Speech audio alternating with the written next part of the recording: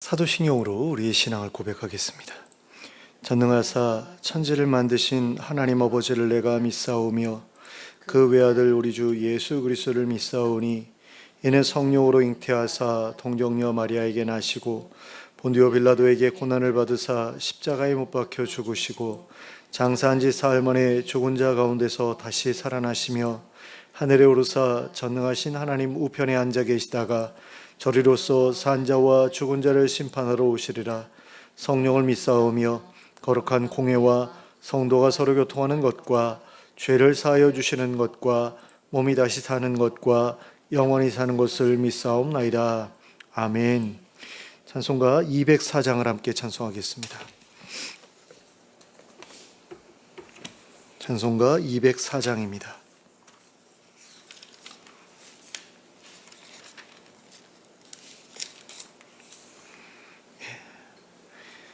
204장 함께 찬송하겠습니다.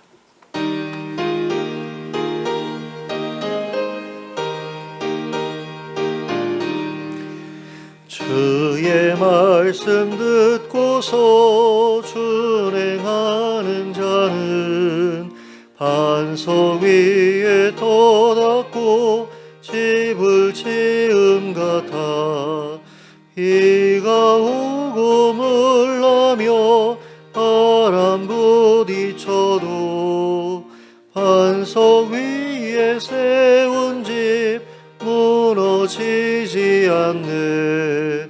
잘 짓고 잘 짓세 우리 집 잘 짓세 만세 반석 위에라 우리 집 잘 짓세 주의 말씀 듣고도 행치 않는 자는 모래 위에 터닫고 집을 지음 같아 비가 오고 물나며 바람 부딪힐 때 모래 위에 세운 집 크게 무너지네.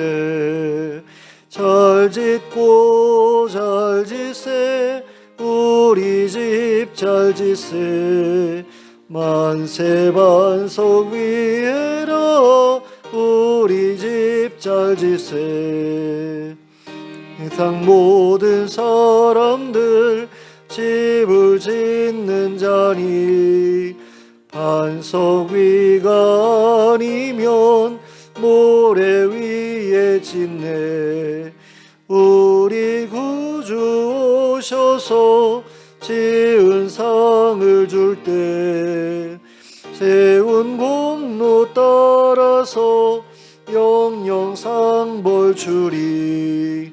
잘 짓고 잘 짓세 우리 집 잘 짓세 만세 반석 위에다 우리 집 잘 짓세. 아멘. 525장 찬송하겠습니다. 525장입니다. 525장 함께 찬송하겠습니다.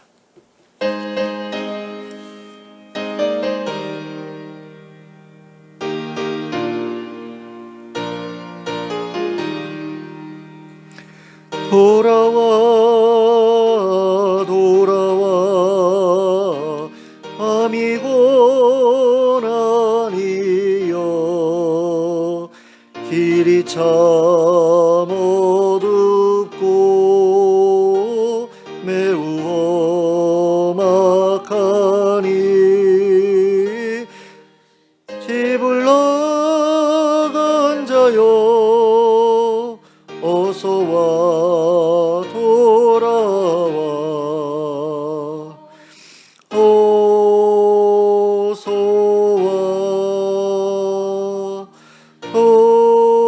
돌아오라 돌아와 돌아와 해가 질 때까지 기다리고 계신 우리 아버지께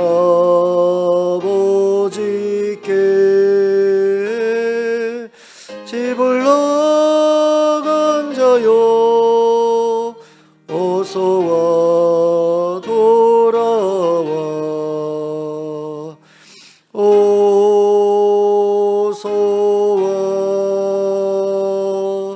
돌아오라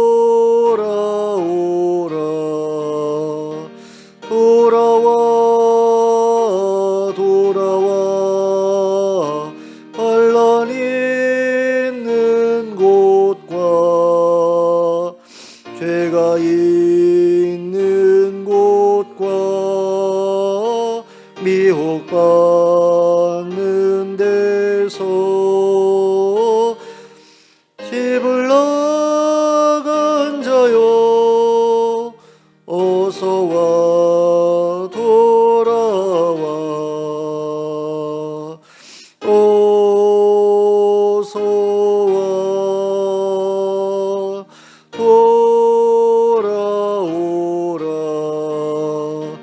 돌아오라 돌아와 집에 돌아오라 모든 것 풍성한 아버지 집으로 집을 나간 자여 어서와 돌아와 어서와 돌아오라.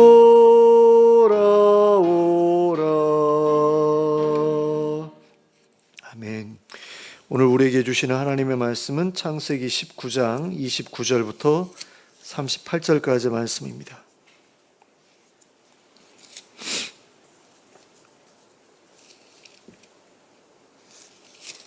창세기 19장 29절부터 38절까지를 함께 합독하겠습니다. 함께 읽겠습니다. 시작.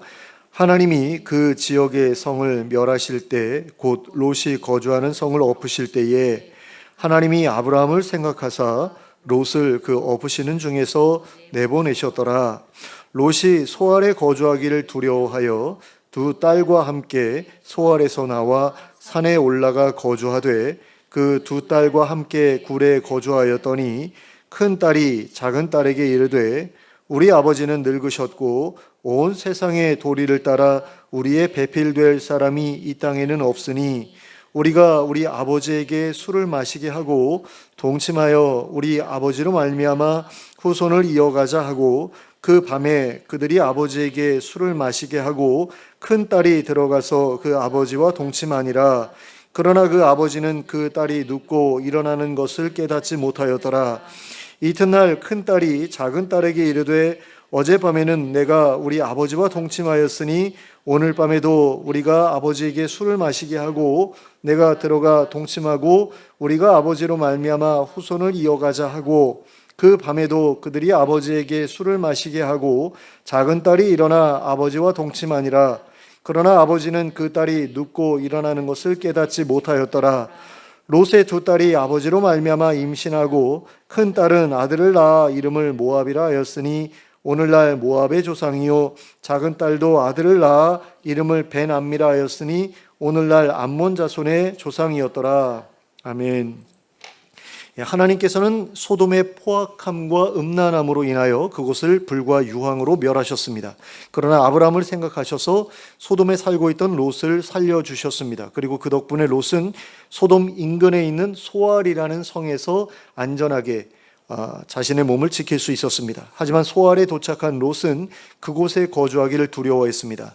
소돔에 불과 유황이 떨어지는 것을 두 눈으로 보게 되자 소알보다 먼 곳으로 피신해야 안전할 것 같다는 생각이 들었습니다. 그래서 그는 두 딸과 함께 소알에서 나와 산으로 올라갔습니다. 그리고 그곳에 있는 굴에 거주하기 시작했습니다. 그런데 여기에서 볼 수 있듯이 소알에서 나온 사람은 롯과 그의 두 딸들 뿐이었습니다. 그리고 이것은 롯의 아내가 소알에 도착하기도 전에 소금 기둥이 되었다는 것을 우리에게 가르쳐 줍니다. 그러므로 롯의 아내는 하나님의 하나님의 심판이 시작되지도 않았을 때의 소돔, 그러니까 불과 유황이 떨어지지도 않았을 때의 소돔을 뒤돌아보았다가 하나님의 벌을 받게 된 것입니다. 그리고 롯의 아내에 대한 이러한 하나님의 심판은 하나님께서 미워하시는 것을 사랑하시는 자들에 대한 하나님의 진노가 어떠한지를 우리에게 가르쳐 줍니다. 롯의 아내는 소돔에 두고 온 자신의 소유를 사랑했고, 소돔에서 누려오던 문화생활을 사랑했고, 소돔에서 교류하던 악한 사람들과의 관계를 사랑했습니다. 그래서 그에 대한 미련을 버리지 못했습니다. 그리고 그 결과 소금 기둥이 되는 벌을 면하지 못했습니다. 그런데 롯의 아내가 소금 기둥이 됨으로써 롯의 가정에는 큰 불행이 닥쳐왔습니다. 그것은 롯의 두 딸들이 어머니의 부재로 인해 어머니의 자리를 탐내게 된 것이었습니다. 롯과 그의 딸들이 산에서 거주하기 시작해서 얼마가 지났을 때 큰딸이 작은딸에게 이렇게 말했습니다. 31절과 32절 말씀입니다. 큰딸이 작은딸에게 이르되 우리 아버지는 늙으셨고 온 세상의 도리를 따라 우리의 배필될 사람이 이 땅에는 없으니 우리가 우리 아버지에게 술을 마시게 하고 동침하여 우리 아버지로 말미암아 후손을 이어가자 하고, 그리고 이러한 큰딸의 제안에 대해 작은딸도 반대하지 않았던 것을 볼 수 있습니다. 그리고 33절부터 35절까지 기록된 것처럼 그것을 그들이 실제로 실행했다라는 것을 우리가 볼 수 있게 됩니다. 그리고 그 결과 35절에 기록된 것처럼 두 딸이 임신하게 되었고, 37절에 기록된 것처럼 큰딸은 모압이라는 아들을 낳았고, 38절에 기록된 것처럼 작은딸은 암몬이라는 아들을 낳게 되었습니다. 그런데 앞에서 살펴본 큰딸의 말은 우리의 상식으로 볼 때 도저히 이해하기 어려운 부분이 있습니다. 왜냐하면 롯과 그의 두 딸은 세상에서 유일하게 살아남았던 사람들이 아니었기 때문입니다. 당시에 세상에 남아있던 남자는 롯 말고도 무수히 많았습니다. 하나님의 심판을 받은 지역은 소돔과 고모라에 국한되어 있었기 때문입니다. 그러므로 당장 산에서 내려가기만 해도 두 딸의 남편감을 구하는 것은 그리 어려운 일이 아니었습니다. 산에서 올라오기 전까지 머물렀던 소알만 해도 그리 먼 곳에 있지 않았습니다. 그곳에 가서 남편감을 구하는 것은 정말로 어려운 일이 아니었습니다.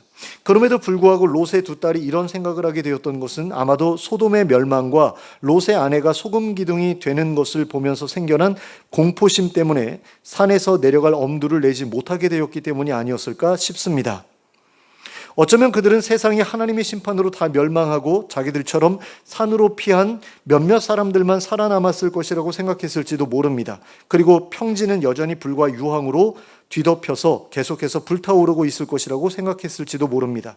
그러므로 이 안전한 산에서 평지로 내려가지 말고 죽을 때까지 여기서 살아야 되겠다라고 생각했을지도 모릅니다. 그렇다면 두 딸의 생각도 어느 정도는 이해할 수 있습니다. 그리고 롯이 두 딸의 관계에 넘어가 술을 마시고 취하였을 때 딸들이 자신과 동침하는 것도 모를 정도로 취했다고 하는 것을 보면 롯이 소돔의 멸망과 아내의 죽음을 통해 갖게 된 트라우마가 보통 이상이었다는 것을 알 수 있게 됩니다. 본문에 나타난 롯의 모습은 노아가 대홍수 이후에 보여주었던 모습과 별반 차이가 없기 때문입니다. 노아는 홍수를 통해 생겨난 트라우마로 인해 노년에 알코올에 중독되어 살았던 것으로 보입니다. 그리고 그로 인해 자신의 아들과 손자로부터 조롱을 받을 정도로 추한 모습을 보여주기도 했던 것을 볼 수 있습니다. 그런 점에서 롯과 그의 두 딸들이 소돔의 멸망과 롯의 아내의 죽음을 경험하지 않았다면 롯은 정신을 잃을 정도로 술을 마시지 않았을 것이고 두 딸도 아버지와의 관계를 통해 자식을 보려고 하지 않았을 것입니다. 그리고 롯의 아내만 살아 있었더라도 그 일은 절대로 일어날 수 없었을 것입니다. 그런데 만일 롯이 아니라 아브라함이 그러한 처지에 있었다면 과연 어땠을까요? 아브라함에게 두 딸이 있었고 하나님의 심판을 피해 산으로 피해 있었다고 한다면 과연 아브라함도 산에서 내려가기를 두려워하고 술에 취해 정신을 놓아버리기까지 하면서 살았을까요? 그것은 알 수 없는 일입니다. 하지만 분명한 것은 아브라함이 그러한 상황에 놓여 있었다고 한다면 하나님께서 그에게 찾아와 나의 심판이 끝났으니 산에서 내려가라고 말씀하셨을 것이라는 것입니다. 그리고 그랬다면 아브라함은 산에서 내려와서 생활하면서 두 딸에게 어울리는 남편감을 찾아주었을 것입니다. 하지만 롯에게는 그런 일이 벌어지지 않았습니다. 하나님께서는 롯에게 찾아와 산에서 내려가라는 말씀을 해주시지 않으셨습니다. 롯이 산에서 어떻게 살든 상관하지 않으셨다라는 겁니다. 목숨을 살려주신 것으로 충분하다고 생각하시고 그 이후에 아무런 조치도 취해주시지 않으셨던 것을 보게 됩니다. 그러면 그 이유는 무엇 때문이었을까요? 롯은 아브라함과 달리 하나님께서 택하신 특별한 사람이 아니었기 때문입니다. 아브라함은 하나님께서 복의 근원으로 삼으시기 위해 택하신 사람이었습니다. 그리고 그와 그의 자손들로 하여금 의와 공도를 행하도록 하시기 위해 택하신 사람이었습니다. 그러므로 하나님께서는 아브라함에게 특별한 관심과 애정을 갖고 계셨고 또 그것을 두드러지게 보여주셨습니다. 필요할 때마다 그에게 찾아오셔서는 앞으로 일어날 일들에 대해 미리 말씀해 주셨습니다. 그리고 그가 실수할 때마다 찾아오셔서 바로잡아 주셨습니다. 그래서 자식이 태어날 것도 미리 알려주셨고 소돔과 고모라 심판할 것도 미리 알려주셨고 그랬죠. 그리고 아내를 팔아먹을 때마다 찾아오셔서 다 되찾아 주셨잖아요. 2번씩이나. 하지만 롯은 하나님께서 택하신 사람이 아니었다라는 겁니다. 그는 복의 근원으로 선택된 사람이 아니었습니다. 그리고 그와 그의 자손들은 의와 공도를 행하도록 선택된 사람들도 아니었습니다. 그러므로 롯은 복의 근원인 아브라함 곁에 머물러 있었어야 했습니다. 그래야만 아브라함을 통해 흘러나오는 하나님의 복을 함께 누릴 수 있었던 겁니다. 하지만 그는 아브라함과 멀어져 버렸고 타락한 도시에서 거주하면서 그 도시와 함께 멸망할 처지에 놓이고 말았습니다. 그럼에도 불구하고 하나님께서는 아브라함과의 특별한 친분으로 인해 롯을 살려주셨습니다. 하지만 롯은 그 이후로도 계속해서 하나님의 관심에서 멀어져 버린 상태에서 살아갔습니다. 그리고 롯이 이러한 처지가 된 것은 전적으로 그에게 있었다고 보아도 틀림이 없을 것입니다. 그는 산에서 머무르는 동안 하나님의 뜻을, 하나님의 인도를 구하지 않았습니다. 그리고 딸들에게 하나님에 대해 가르치지도 않았습니다. 그래서 그의 딸들은 하나님의 법도에 대해 알지 못했습니다. 그런데 이것은 참으로 이해하기 어려운 일입니다. 왜냐하면 롯의 딸들은 하나님의 무서운 심판이 임하는 것을 직접 목격했던 사람들이기 때문입니다. 그러므로 하나님의 법도에 대해 가르치기에 이보다 더 좋은 기회는 없었을 겁니다. 하나님께서 무섭게 세상을 심판하시는 것을 보여주셨잖아요. 소돔과 고모라를 심판하시는 것을 보여주셨잖아요. 그러면 소돔 사람들이 왜 하나님의 심판을 겪어야 했는지, 또 하나님께 사랑받는 자가 되려면 어떻게 살아야 되는지, 이런 것들에 대해 가르쳐 줄 법도 하지 않습니까? 근데 전혀 그러지 않았다라는 거죠. 만약 그렇게 가르쳐 줬다라고 한다면 이 딸들은 이런 마음을 품지 않았을 겁니다. 하지만 롯은 자신의 딸들에게 그러한 것들을 가르쳐 주지 않았습니다. 그는 자신의 인생이 끝난 것이나 마찬가지라고 생각했던 것 같습니다. 그래서 자신의 인생을 새롭게 시작할 용기를 내지 못했던 거죠. 마냥 술에 취해서 정신을 놓고 살았던 겁니다. 그러니 산에서 내려가 볼 마음도 품지 못했을 것이 분명합니다. 따라서 딸들의 미래를 위해 남편감을 구해 주어야겠다는 생각도 하지 못했을 겁니다. 그래서 딸들이 직접 남편감을 구해야만 했는데 당시에 여자들끼리 어디에 가서 남편감을 구해올 수 있었겠습니까? 그러니 이렇게 이상한 생각을 하게 될 수밖에 없었던 거죠. 그런 점에서 롯의 두 딸이 이런 일을 벌인 데에는 롯의 책임이 크다고 하지 않을 수 없습니다. 롯이 참으로 하나님을 사랑하는 사람이었다면, 그리고 소돔에 대한 하나님의 심판에도 불구하고 자신에 대한 하나님의 사랑을 확신하고 있는 사람이었다면 그는 자신의 인생을 소중하게 생각하고 다시금 일어서려고 노력했을 것입니다. 그리고 자신과 자신의 가정에 대한 하나님의 인도하심을 구했을 것입니다. 그리고 그 인도하심에 따라 움직이려고, 살아가려고 노력했을 것입니다. 그리고 롯이 만일 자신의 딸들을 사랑하는 사람이었다면 그는 자신의 딸들에게 하나님의 법도를 가르쳐 주려고 노력했을 것이고 또 딸들 앞에서 아름다운 삶의 모범이 되어주고자 힘썼을 것입니다. 그리고 딸들의 남편감을 구해주기 위해 먼저 움직였을 겁니다. 그런 점에서 롯은 하나님 앞에서도 그리고 딸들 앞에서도 실패한 인생을 살았던 사람이었다고 할 수 있습니다. 그런데 롯의 딸들이 아버지와 동침할 생각까지 하게 되었던 것은 단순히 신앙 교육의 부재 때문만은 아니었습니다. 이러한 생각은 소돔에서부터의 오랜 생활이 가져다 준 결과였습니다. 롯의 딸들은 소돔 사람들의 음란함에 깊은 영향을 받고 있었던 상태였습니다. 그리고 소돔 사람들의 음란함은 하나님께서 친히 벌하셔야 할 정도로 심각한 상태였습니다. 아마도 그들 가운데에는 아버지와 딸이, 어머니와 아들이, 그리고 남매가 서로 성관계를 하는 일들이 드물지 않은 일이었을 것입니다. 그랬기 때문에 이 두 딸이 자신들이 생각하는 것을 죄라고 생각하지 않았을 것입니다. 하지만 이 두 딸이 죄라고 생각하지 않았던 그 일은 하나님께 심판받아 마땅한 죄가 분명했습니다. 하나님께서는 한참 뒤에 출애굽한 이스라엘 백성들에게 율법을 주시면서 가나안 사람들처럼 음란하게 행하지 말 것을 명령하셨습니다. 그래서 그러한 율법 가운데에는 음란함을 금지하는 내용의 규례가 적지 않았습니다. 그리고 하나님께서 하나님의 백성들에게 이와 같은 규례를 주셨던 이유는 가나안 사람들의 타락한 모습 가운데 음란함이 두드러진 특징이었기 때문입니다. 레위기 20장에는 이런 규례들이 있는 것을 볼 수 있습니다. 11절부터 23절까지의 말씀을 제가 읽어드리겠습니다. 누구든지 그의 아버지의 아내와 동침하는 자는 그의 아버지의 하체를 범하였은즉 둘 다 반드시 죽일지니 그들의 피가 자기들에게로 돌아가리라. 누구든지 그의 며느리와 동침하거든 둘 다 반드시 죽일지니 그들이 가증한 일을 행하였습니다. 그들의 피가 자기들에게로 돌아가리라. 누구든지 여인과 동침하듯 남자와 동침하면 둘 다 가증한 일을 행함인즉 반드시 죽일지니 자기의 피가 자기에게로 돌아가리라. 누구든지 아내와 자기의 장모를 함께 데리고 살면 악행인즉 그와 그들을 함께 불살을지니 이는 너희 중에 악행이 없게 하려 함이니라. 남자가 짐승과 교합하면 반드시 죽이고 너희는 그 짐승도 죽일 것이며 여자가 짐승에게 가까이하여 교합하면 너는 여자와 짐승을 죽이되 그들을 반드시 죽일지니 그들의 피가 자기들에게로 돌아가리라. 누구든지 그의 자매 곧 그의 아버지의 딸이나 그의 어머니의 딸을 데려다가 그 여자의 하체를 보고 여자는 그 남자의 하체를 보면 부끄러운 일이라. 그들의 민족 앞에서 그들이 끊어질지니 그가 자기의 자매의 하체를 범하였은즉 그가 그의 죄를 담당하리라. 내 이모나 고모의 하체를 범하지 말지니 이는 살부치의 하체인즉 그들이 그들의 죄를 담당하리라. 누구든지 그의 숙모와 동침하면 그의 숙부의 하체를 범함이니 그들은 그들의 죄를 담당하여 자식이 없이 죽으리라. 누구든지 그의 형제의 아내를 데리고 살면 더러운 일이라. 그가 그의 형제의 하체를 범함이니 그들에게 자식이 없으리라. 너희는 나의 모든 규례와 법도를 지켜 행하라. 그리하여야 내가 너희를 인도하여 거주하게 하는 땅이 너희를 토하지 아니하리라. 너희는 내가 너희 앞에서 쫓아내는 족속의 풍속을 따르지 말라. 그들이 이 모든 일을 행함으로 내가 그들을 가증히 여기노라. 자, 내가 너희 앞에서 쫓아내는 족속의 풍속을 따르지 말라라고 말씀하시면서 그 앞에서 여러 가지 그 일들을 하지 말라고 하시잖아요.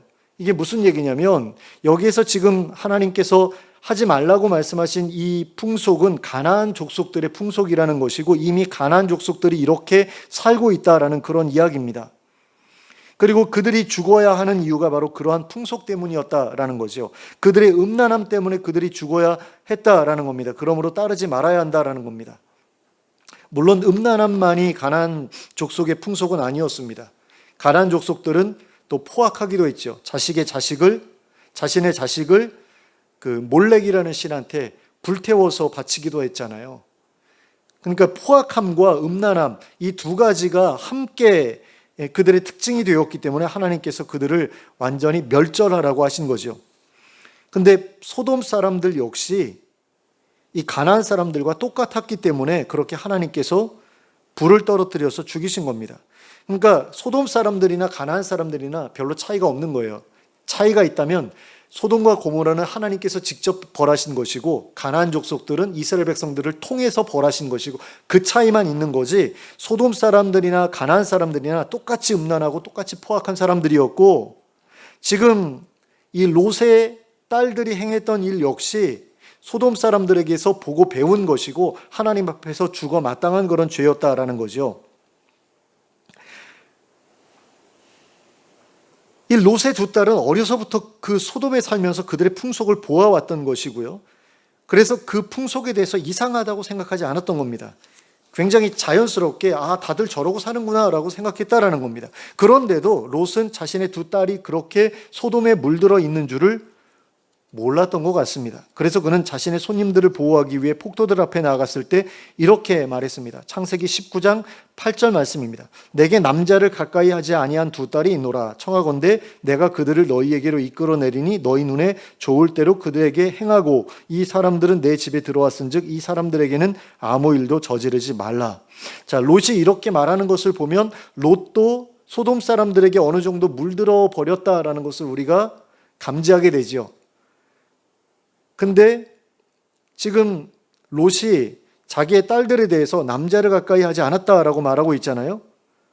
근데 정말로 그랬을까라는 대해서 굉장히 의문스럽다라는 그런 느낌이 들어요. 왜냐하면 그의 딸들이 산으로 들어와서 아버지에게 했던 일들을 우리가 볼 때에 과연 이 딸들이 남자를 가까이 하지 않은 처녀들이었을까라는 그런 생각을 하지 않을 수 없다라는 거죠.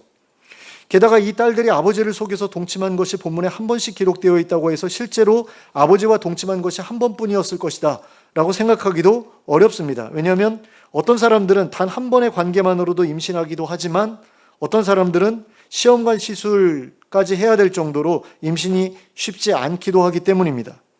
그런 점에서 우리는 롯이 자신의 딸들이 얼마나 소돔에 깊이 물들어 있었는지 알지 못했다고 생각할 수 있습니다. 그리고 이것은 자신의 딸들에 대한 롯의 무관심을 보여주는 것이기도 합니다. 만일 롯이 자신의 딸들에게 깊은 관심을 가지고 있었다면 그들을 그런 환경에서 키우려고 하지 않았을 것입니다. 맹자의 어머니가 했던 것처럼 하지는 못했을지라도 적어도 소돔에서 계속 살아갈 마음을 품지는 않았을 겁니다. 하지만 그는 상황을 너무 낙관적으로 생각했습니다. 그래서 그런 환경 가운데에서 자녀를 키우면서도 자신의 자녀들은 그런 환경에 물들지 않을 것이다 또는 않았을 것이다 라고 생각했고 이미 물들어 버린 뒤에도 그 사실을 알지 못하고 있었다라는 겁니다. 결국 이 모든 일에 대한 가장 큰 책임은 아버지인 롯에게 있었습니다. 그가 성경에 기록된 것처럼 의로운 사람이었던 것은 분명한 사실이었겠지만 그는 그저 혼자만 의로웠던 사람이었고 그의 가족들은 전혀 의롭지 못했다라는 겁니다. 그리고 이것은 그에게 가족에 대한 사랑이 부족했기 때문이었다라고도 할 수 있습니다. 그는 의롭게 살아야 한다는 책임감에 있어서는 부족함이 없었을지 모르지만 가족을 사랑해야 한다는 책임감에 있어서는 부족함이 많았던 겁니다. 이런 사람들이 굉장히 많은 것을 봅니다. 목사님들 중에 이런 분들이 많다라는 생각이 드는데 목사의 자녀분들이 이제 하는 얘기를 들어보면 아버지가 이렇게 살아야 된다 저렇게 살아야 된다라고 많이 가르쳐주고 본인도 그렇게 살려고 애쓰는 건 보지만 근데 그런 것을 자신에게 강요할 때 자기가 상처를 많이 받았다라는 이야기들을 패스털드 키즈라고 하죠. 목회자 자녀들이 많이들 얘기하거든요. 그리고 교회에서 받은 상처도 굉장히 많다라고 이야기를 하는데 저도 사실 그런 부분이 없지 않고요. 근데 롯이 딱 그런 모습이었다라는 거예요. 자기는 의롭게 살아야 된다라고 생각하고 열심히 그것을 위해서 노력하고 모르겠어요. 자녀들에게 가르쳤는데도 불구하고 자녀들이 안 받아들인 건지는 모르겠지만 적어도 자녀들에 대해서 충분한 사랑을 보여주지 못했다라는 것만큼은 아주 확실한 그런 모습이다라는 겁니다. 롯은 자신의 가족들이 다 자기처럼 의롭게 살고자 하는 마음을 가지고 있을 것이라고 낙관적이라고 생각했고 그들이 어떤 욕망을 가지고 있고 어떤 삶을 꿈꾸면서 살아가고 있는지에 대해서는 무관심했습니다. 그래서 롯은 가족들을 악한 환경에서 건져내지도 못했고 그렇다고 그들에게 악한 환경을 이길 수 있는 힘을 길러주지도 못했습니다. 롯의 가정은 그렇게 소돔에서부터 무너져 가고 있었습니다. 그리고 그 결과가 산에서의 여생을 통해서 분명하게 드러났습니다. 그러면 우리는 어떻게 우리의 가정을 이러한 비참한 상황에 빠지지 않도록 지켜갈 수 있을까요? 그러기 위해 가장 먼저 해야 할 것은 가정의 환경을 바꾸는 일이라고 할 수 있습니다. 우리는 최대한 하나님께서 택하신 사람들과 함께 어울려 살아가도록 노력해야 합니다. 교우들과의 관계를 중시하고 그들과 건전하고도 친밀한 교제를 나누면서 살아가고자 힘써야 합니다. 세상에 물든 사람들과의 관계를 중시하지 않도록 해야 합니다. 그리고 또 살아가는 지역의 위치도 굉장히 중요하지요. 유흥가로부터 가급적이면 멀리 떨어진 곳에서 살아가도록 하는 것도 중요한 일이라고 할 수 있습니다. 맹모 삼천지교라고 하잖아요. 그래서 어떤 지역에서 사느냐에 따라서 그 자녀가 그 지역 환경에 물들 수도 있고 아닐 수도 있고 안 좋은 그런 환경에 물들 수도 있고 그렇지 않을 수도 있고 이게 결정이 되니까요.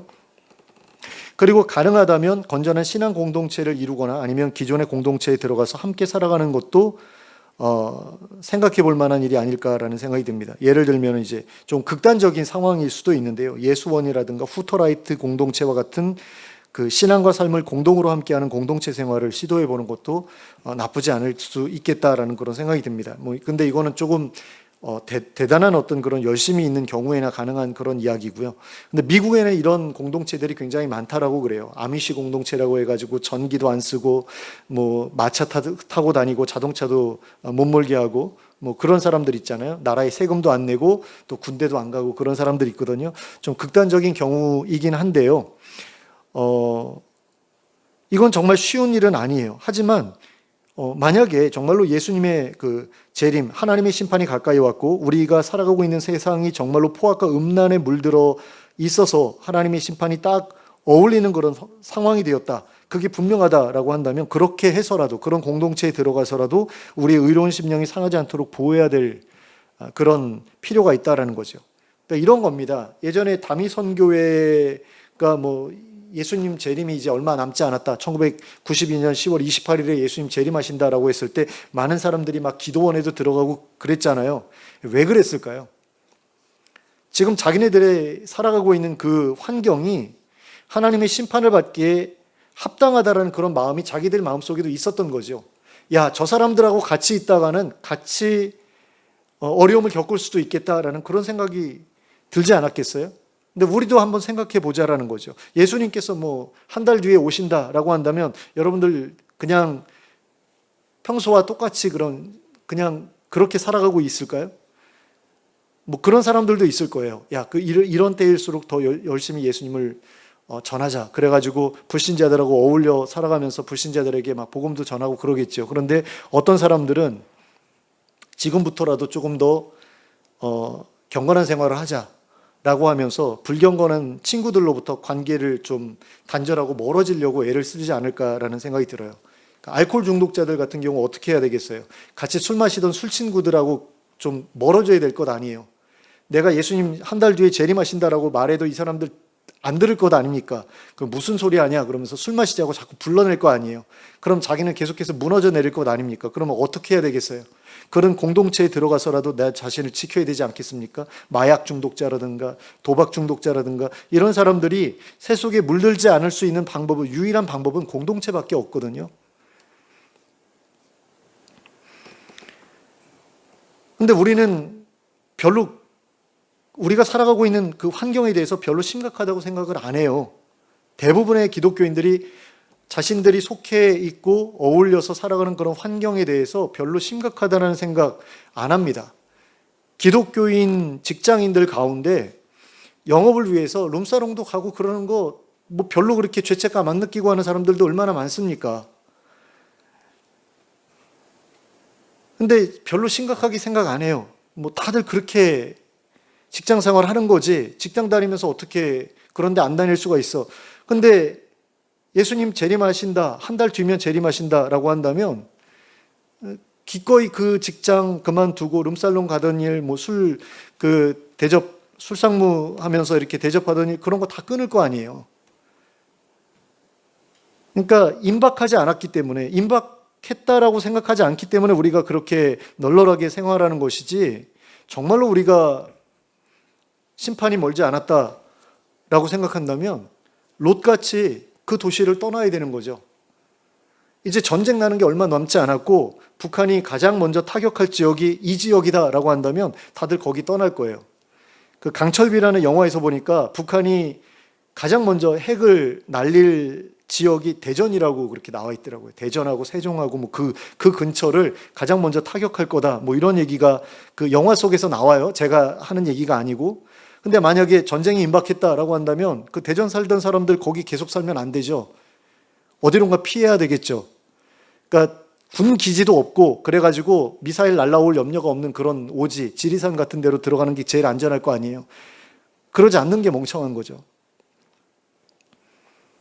근데 우리 안 그러거든요. 왜냐하면 별로 심각하지 않다라고 생각하는 거예요. 별로 타락하지 않았고 예수님이 그러니까 세상에 심판이 올 만큼 그렇게 타락하지 않았다라고 생각하기 때문에 그냥 어울려 살아가는 거지 우리가 조금만이라도 그 예수님의 재림에 대해서 긴장하고서 살아가고 있다라고 한다면 누구라도 이런 공동체에 들어가서 살아가는 것을 한 번쯤은 고려해보고 또 실제로 실천에 옮기고 그럴 수 있을 거라는 거죠. 근데 예수님 뭐 도적같이 오신다고 했으니까요. 어떻게 될지 모르겠습니다. 어쨌든 간에 최대한 우리 자신과 우리의 자녀들이 세상에 물들지 않을 수 있는 어떤 그런 환경을 찾아 나가는 것이 굉장히 중요한 일이다.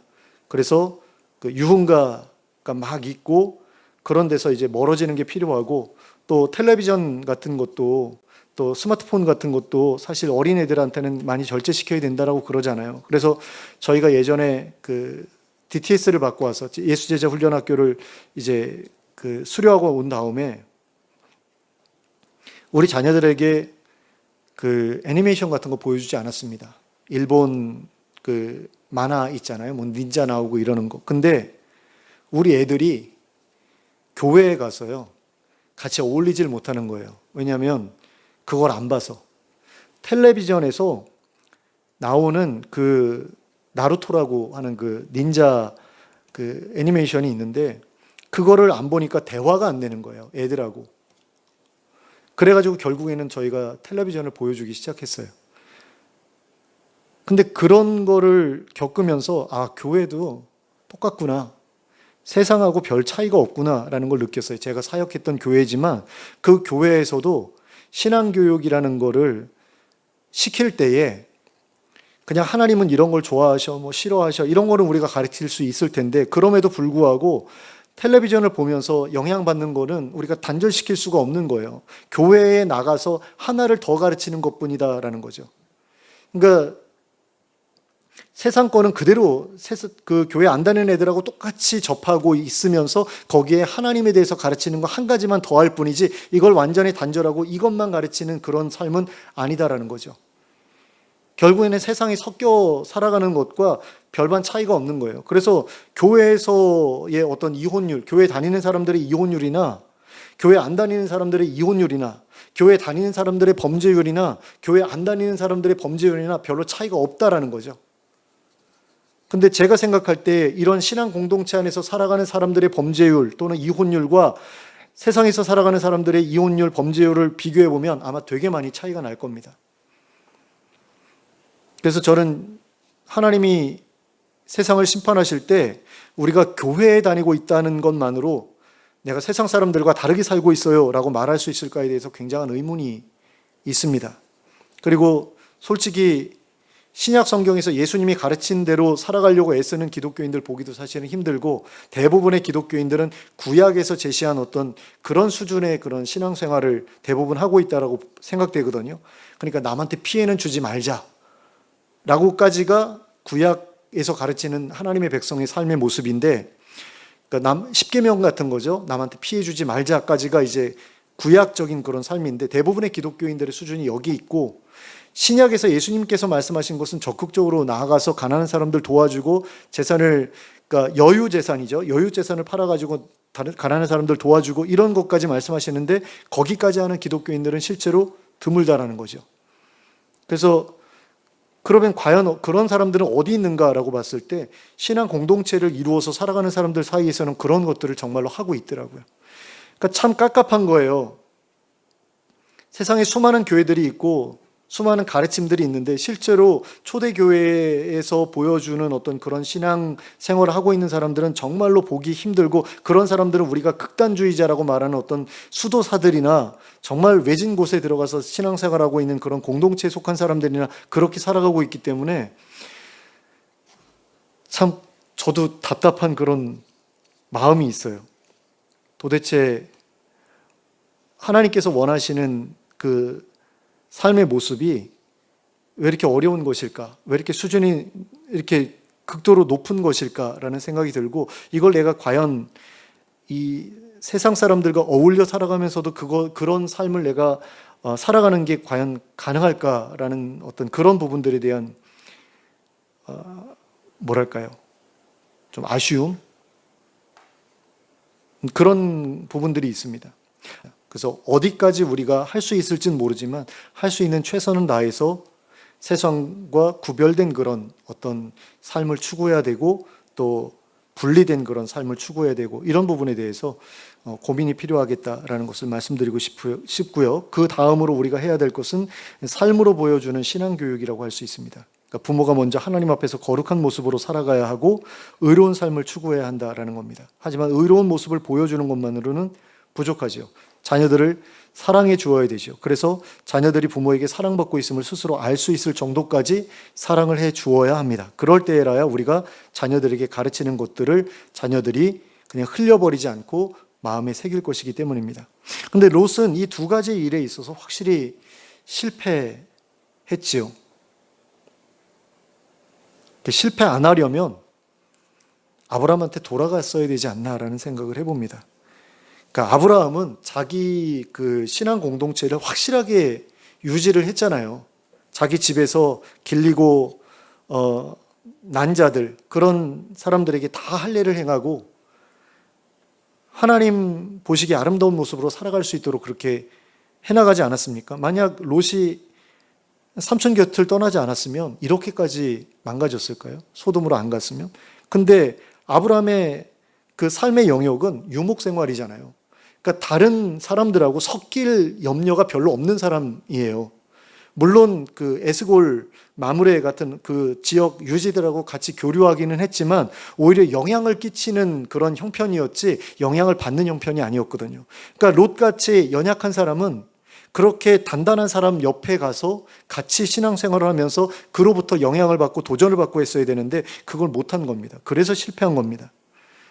근데 우리는 롯과 같이 실패하지 않기를 바랍니다. 우리의 자녀들을 그리고 우리의 후손들을 믿음의 공동체 안에서 좋은 모습을 보여주면서 양육해 갈 수 있길 바랍니다. 그리고 그들에게 충분한 사랑과 함께 하나님의 법도에 대한 가르침을 베풀어서 그들로 하여금 하나님의 의와 공도를 행하며 살아갈 수 있도록 도와줄 수 있기를 바랍니다. 그리하여 하나님께서 기뻐하시는 건강한 가정을 이루어 그 안에서부터 하나님 나라를 세워가는 우리 모두가 될 수 있기를 예수 그리스도의 이름으로 축원합니다. 기도하겠습니다. 사랑의 하나님 아버지, 롯이 자신의 가정을 얼마나 망가뜨렸는지를 오늘 본문을 통해서 생각해 보았습니다. 얼마나 아브라함과 다른 그런 모습으로 자신의 가정을 세워나갔는지를 하나님 우리가 보면서 우리는 절대로 저렇게 되지 말아야 되겠다라는 생각을 하지 않을 수 없었습니다. 하나님, 그런데 우리에게도 롯과 같은 그런 연약함이 있었음을 고백하지 않을 수가 없습니다. 하나님의 말씀을 우리 자녀들에게 온전히 가르치지 못했을 때도 많았고 또 우리의 자녀들을 충분히 사랑해 주지 못했을 때도 많았던 것을 고백하지 않을 수 없습니다. 그런데 우리의 자녀들이 또 손주를 낳게 되었을 때 그들은 또 그들을 어떻게 키워나갈 것인지에 대한 염려가 저희들에게 있습니다. 이 모든 것들을 우선은 하나님께 의탁드립니다. 하나님께서 우리의 자녀들을 변화시켜 주시고 그들이 자기의 자녀들을 믿음 안에서 키워 나갈 수 있게 하나님께서 이끌어 주시길 원합니다. 그래서 우리의 자녀들도 하나님 앞에서 바로 서고 우리의 손주들도 하나님 앞에서 바로 서서 하나님의 백성답게 살아가는 그런 일들이 우리의 가게에 계속해서 이어져 내려갈 수 있게 하여 주시기를 원합니다. 하나님, 세상과 물들지 않기 위해서 구별된 그런 공동체, 또 구별된 교회, 그리고 구별된 삶을 살아갈 수 있게 해주시기를 원합니다.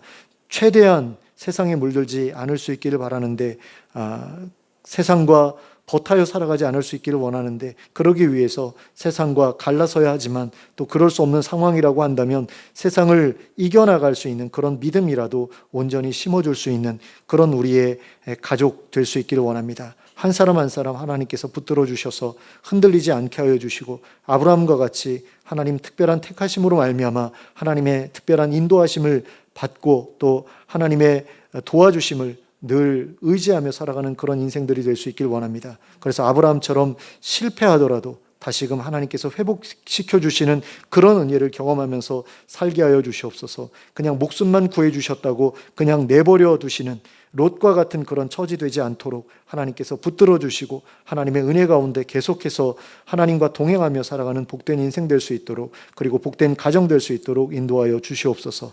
예수 그리스도의 이름으로 기도하였습니다. 아멘. 찬송가 559장을 함께 찬송하겠습니다. 559장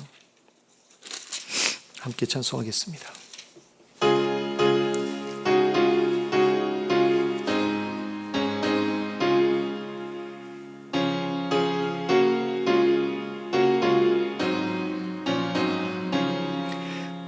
사철의 봄바람 불어있고 하나님 아버지 모셨으니 믿음의 반석도 든든하다.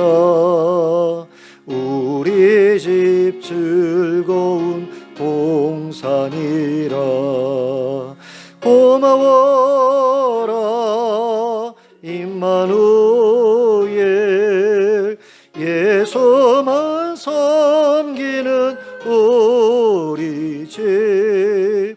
고마워라 임마누엘, 복되고 즐거운 하루하루.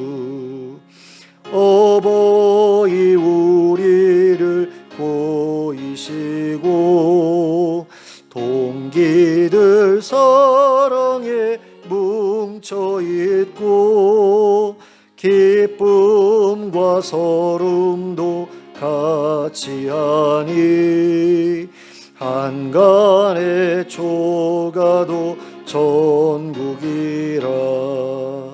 고마워라 임마누엘, 예수만 섬기는 우리 집.